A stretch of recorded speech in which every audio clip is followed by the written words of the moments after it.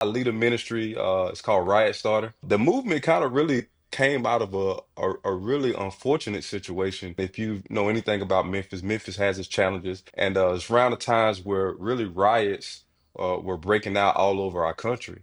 And here in Memphis, a young black kid was shot on the front lawn of our campus by a white police officer. We really saw this as being a powder keg for evil. We had organizations trying to recruit our students to go riot, to tear our city down. It wasn't just an individual who was calling some kids in the neighborhood. Like they were literal They were mobilized. organizations. They They were were organized to pull the kids in yeah, into danger, really. and we say, but what if we started a riot?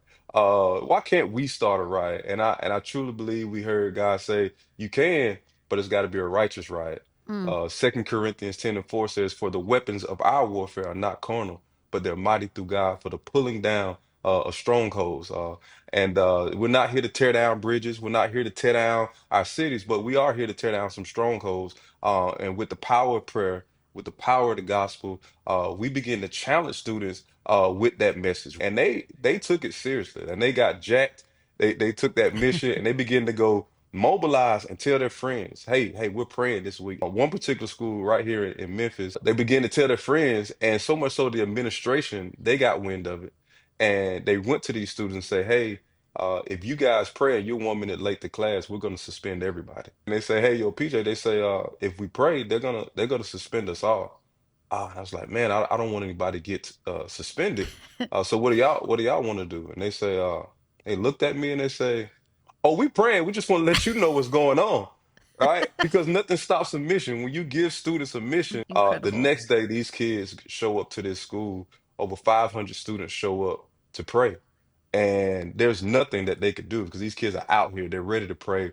One of our students begins to pray.